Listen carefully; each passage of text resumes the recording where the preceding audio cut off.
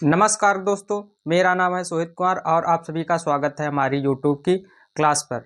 आशा करते हैं कि आप सभी स्वस्थ होंगे और अपनी अपनी पढ़ाई कर रहे होंगे। हम लोग पढ़ रहे हैं साइंस के अंतर्गत बायोलॉजी। बायोलॉजी में हम लोगों ने स्टार्ट किया था ग्लैंड।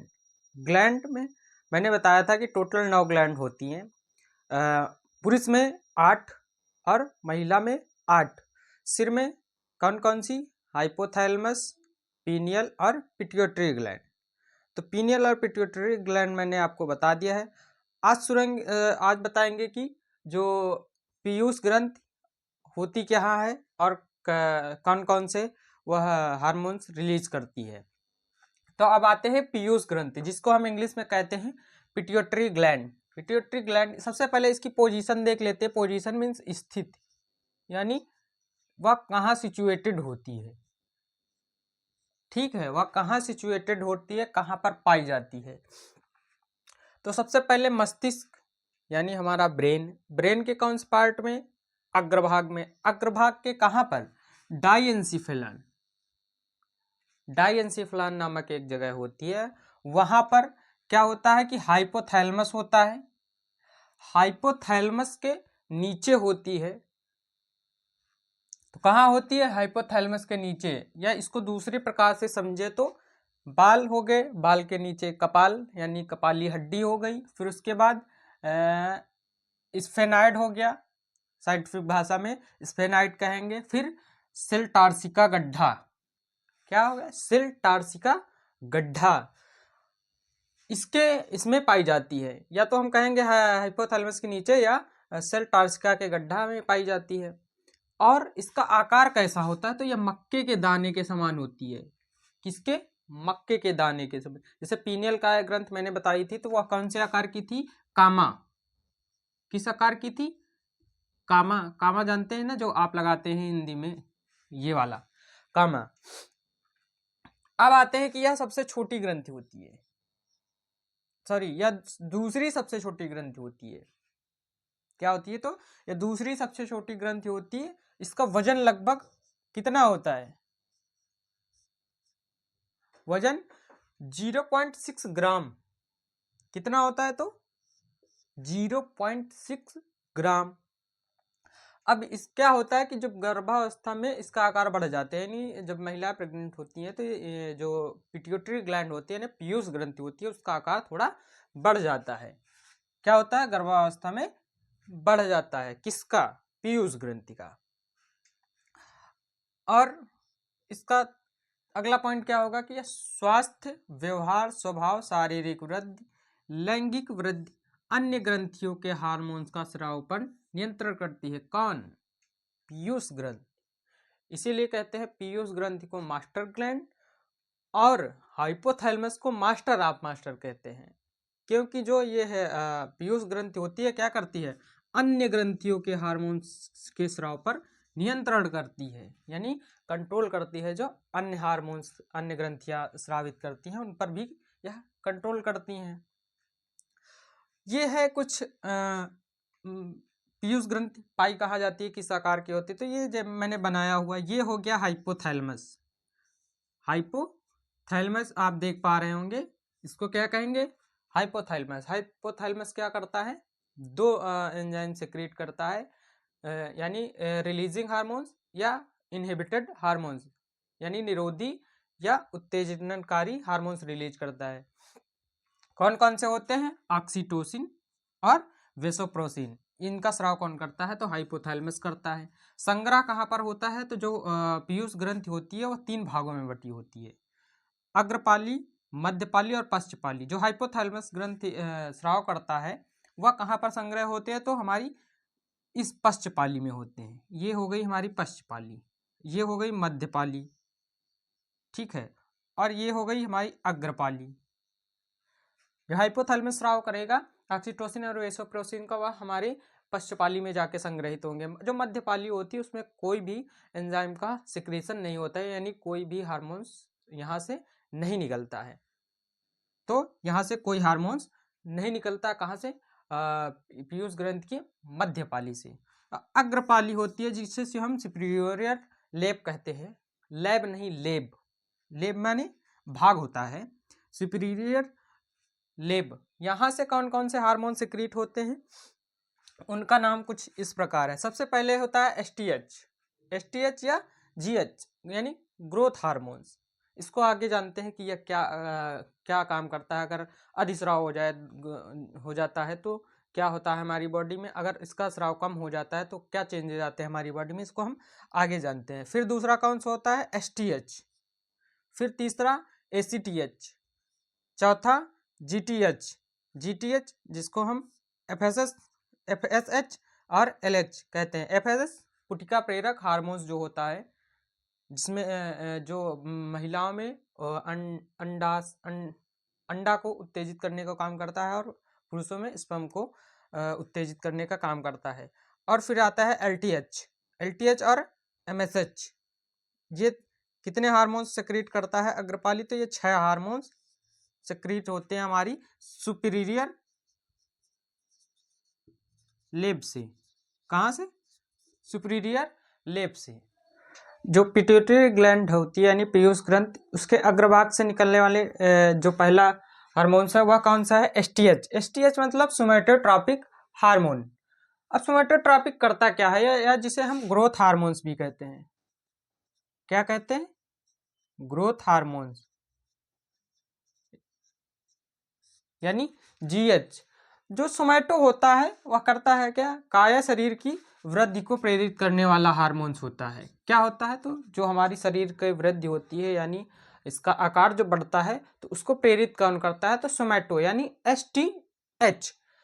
और इससे होता क्या है कि जो अस्थि एवं मांसपेशियां होती हैं उनकी वृद्धि कराता है कौन सा, सोमैटो क्या करता है, काय शरीर की वृद्धि कराता है और क्या करता है, अस्थि और मांसपेशियों की वृद्धि भी कराता है।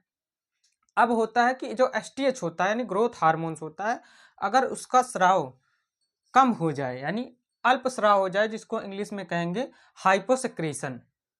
हाइपो और हाइपर ये दोनों मिलते जुलते शब्द हैं, लेकिन कंफ्यूज मत होना। अगर हाइपोसेक्रेशन पूछा है तो मतलब अल्प स्राव मतलब अगर हार्मोन्स कम रिलीज हो तो क्या होगा, तो बच्चों में क्या हो जाता है, बौनापन हो जाता है। बौनापन जिसको हम इंग्लिश में ड्वार्फिज्म कहते हैं। क्या कहते हैं? ड्वार्फिज्म। इसको क्या कहते हैं साइंटिफिक भाषा में, इटिलियोसिस। क्या कहेंगे? इटिलियोसिस। और उन बच्चों को क्या कहते हैं, तो बच्चों को हम मिगेट्स कहते हैं। तो कभी कभी क्वेश्चन घुमा के पूछता है कि मेगिट्स किस हार्मोन्स की कमी से पाए जाते हैं, तब आप आंसर देंगे एसटीएच या जीएच। फिर आता है कि वयस्कों में क्या हो जाता है, अगर वयस्कों में यह हार्मोन्स कम स्रावित हो तो क्या होगा, तो साइमन रोग हो जाता है। कौन सा? साइमन रोग। अब इसमें क्या होता है कि मांसपेशियां सिकुड़ जाती हैं। क्या होता है कि इसमें मांसपेशियां सिकुड़ जाती हैं। तो इसको याद रखिएगा, ड्वार्फिज्म यानी इटिलियोसिस, और बच्चे को हम मिगेट्स कहेंगे किसके स्राव के कम हो जाने पर, एसटीएच यानी स्टिमुलेटिंग सोमैटोट्रॉपिक हार्मोन्स यानी ग्रोथ हार्मोन्स के कारण। अब जब फिर दूसरा आता है कि दूसरी कंडीशन होती है कि अधिस्राव हो जाए यानी इसका सिक्रीशन ज़्यादा हो जाए, तब क्या होगा, बच्चों में क्या हो जाता है, भीमकायता यानी गिगाजिज्म। क्या हो जाता है? गिगाटिज्म मतलब जब देखा होगा कई बच्चे होते हैं कि बहुत कम एज में ही उनका शरीर बहुत ही विशालकाय हो जाता है यानी बड़ा हो जाता है, तो उसे हम भीमकायता कहते हैं। या दूसरे प्रकार से दानवाकार हो जाते हैं, जिसे हम इंग्लिश में जाइंट्स बोलते हैं। जाइंट्स देख लीजिए, यही हिंदी और इंग्लिश का, अगर किसी को हम इंग्लिश में कह दें कि आप एकदम जाइंट्स हो तो वह अपने को गर्वान्वित महसूस करेगा। अगर वही हिंदी में कह दें कि तुम या एकदम दानवाकार लग रहे हो, फिर देखो उसका रिएक्शन। ये होता है इंग्लिश और हिंदी का डिफरेंस। तो बच्चों में क्या हो जाता है, अधिस्राव से भीमकायता हो जाती है, और वयस्कों में यानी बड़ों में क्या हो जाता है, अग्रकायता, एक्रोमेगलिया। क्या हो जाता है? एक्रोमेगलिया। अब इसमें क्या होता है अग्रकायता में, अग्रकायता में होता क्या है कि जो हमारी उंगलियां होती हैं, इनके जो ये पोर होते हैं, इनको हम कहते हैं, जो जहाँ से ये मुड़ते हैं इनको पोर कहते हैं। पोर बढ़ जाते हैं और क्या होता है, चेहरे की अस्थियां बढ़ जाती हैं, यानी पोर बढ़ जाते हैं और चेहरे के फेशियल बोन्स जो हैं वो बढ़ जाती हैं। और क्या होता है कि जब फेशियल बोन बढ़ जाएंगी तो चेहरा गोरिल्ला जैसा दिखने लगेगा। और क्या होता है कि व्यक्ति में अजान बाहु हो जाते हैं। अजान बाहु आपने हिंदी में पढ़ा होगा, अजान बाहु, जिसके हाथ घुटने तक जाते हों उसे अजान बाहु कहते हैं, यानी हाथों की जो लंबाई है वह बढ़ जाती है। किसमें, अग्रकायता में, किसके कारण, एसटीएच यानी सोमेटोट्रोपिक हार्मोन्स के कारण। दूसरा हार्मोन्स आता है कौन सा, TSH, TSH thyroid stimulating hormone. अब यह क्या काम करता है, तो यह बना कैसे होता है, तो यह ग्लाइकोप्रोटीन से निर्मित होता है। कौन सा, टीएसएच यानी थायराइड स्टिमुलेटिंग हार्मोन्स, यह ग्लाइकोप्रोटीन से बना होता है और काम क्या करता है, थायराइड ग्रंथि की वृद्धि एवं हार्मोन्स को स्राव को प्रेरित करता है। ये थायराइड से ही जुड़ा है, तो क्या करता है, थायराइड ग्रंथि की वृद्धि भी करता है और क्या करता है कि हार्मोन्स को हार्मोन का स्राव भी कराता है। फिर आते हैं तीसरे नंबर पर ACTH. ACTH adreno corticotropic hormone, adreno corticotropic hormone. अब ये होता क्या है, आपको मैंने बताया होगा किडनी, किडनी यानी अधिवृक्क या वृक्क। तो क्या होता है, एड्रिनो मीन्स अधिवृक्क, कॉर्टेक्स मीन्स वल्कल, वल्कुल भाग जो नियंत्रित करता है। कॉर्टेक्स क्या करता है, वल्कुल भाग को नियंत्रित करता है। आपको ये एड्रिनो और कार्टियो होता कहाँ पर है, तो किडनी होती है। किडनी के आकार कुछ किडनी के ऊपर कुछ इस प्रकार की आकार होती है। तो जो अंदर वाला भाग होता है, अंदर वाले पोर्शन को हम कहते हैं मिडुला और ऊपर वाले भाग को हम कहते हैं कॉर्टेक्स। अब मेडुला क्या करता है, मेडुला जो होता है इस पे जो आपको मैंने बताया कि जो पीयूष ग्रंथि होती है यानी पिट्यूटरी ग्लैंड मास्टर ग्लैंड है, क्योंकि वह अन्य कई सारी ग्रंथियों पर भी कंट्रोल रखता है अपना। लेकिन जो पीयूष ग्रंथि होती है वो मेडुला पर कंट्रोल नहीं करती है। कहाँ पर, मेडुला पर कंट्रोल उसका नहीं होता है। और कॉर्टेक्स क्या करता है, कॉर्टेक्स जो है वो हार्मोन, सेक्स हार्मोन से सिक्रेट करता है, यानी सेक्स हार्मोन सिक्रेट करता है। सेक्स हार्मोन्स कौन कौन से होते हैं, एस्ट्रोजन, टेस्टोस्टेरोन और प्रोजेस्टेरोन, ये सेक्स हार्मोन्स होते हैं। तो इनको कौन सिक्रेट करता है, कॉर्टेक्स भाग करता है।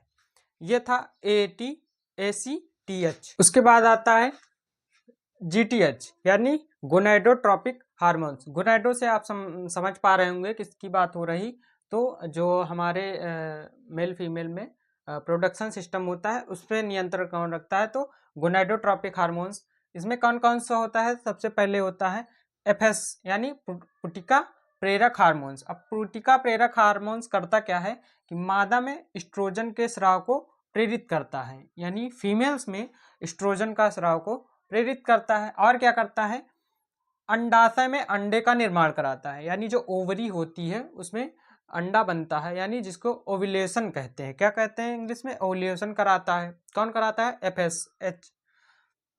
और क्या करता है, नर में शुक्राणु निर्माण। शुक्राणु निर्माण को हम क्या कहते हैं इंग्लिश में, स्पर्मेटोजेनेसिस। क्या कहते हैं, स्पर्मेटोजेनेसिस। कभी कभी पूछ लेता है इंग्लिश में। तो नर में शुक्राणु निर्माण को भी यह प्रेरित करता है। मेल फीमेल में अंडाशय में अंडे का बनने का निर्माण और नर में शुक्राणुओं के निर्माण कौन कराता है, एफएसएच। अब क्या होता है, एलएच इसी के अंतर्गत आता है, गोनाडोट्रोपिक हार्मोन्स के अंतर्गत। दूसरा एलएच यानी ल्यूटिनाइजिंग हार्मोन्स। अब यह क्या करता है कि अंडे के निषेचन को प्रेरित करता है, यानी जब मेल फीमेल इंटरकोर्स करते हैं तो जो स्पर्म होता है अंडे से निषेचित होता है, उसको प्रेरित करने के लिए ल्यूटिनाइजिंग हार्मोन्स उत्तरदायी होता है। फिर क्या क्या होता है, गर्भाशय को निषेचित अंडा ग्रहण करने के लिए भी प्रेरित करता है। किसको, जो हम जब स्पर्म एंड ओवेन मिल जाता है फिर उसके बाद क्या होता है कि वह प्लेसेंटा के एक भाग में जाके चिपक जाता है, जिसे हम जाइगोट कहते हैं। तो वह उसको भी गर्भाशय को ग्रहण करने को भी प्रेरित करता है। और क्या करता है, प्रोजेस्टेरॉन और टेस्टोस्टेरोन हार्मोन पर भी यह नियंत्रित करता है। कौन? Luteinizing hormones. अब आते हैं LTH. LTH luteotropic hormones. Luteotropic hormones क्या करता है? तो यह मिल्क प्रोडक्शन हार्मोन्स होता है। कौन? एलटीएच।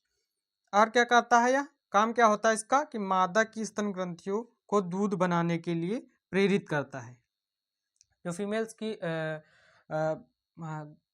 जो फीमेल्स की स्तन ग्रंथियां होती हैं, उनको क्या करता है कि उनको प्रेरित करता है कि आप अब मिल्क प्रोडक्शन शुरू कर दीजिए। कौन सा? LTH hormones. फिर आता है एफएसएच, यानी एफएसएच, जिसको हम मिलेनोसाइड स्टिमुलेटिंग हार्मोन्स कहते हैं। मिलेनोसाइड से आप समझ रहे होंगे कि हमारे जो त्वचा का रंग होता है, यानी मिलेनिक वर्णक निर्माण में सहायक होता है। कहाँ पाया जाता है? यानी हमारी त्वचा के डर्मिस भाग में पाया जाता है। यह था जो अग्रपाली से निकलने वाले हार्मोन्स होते हैं।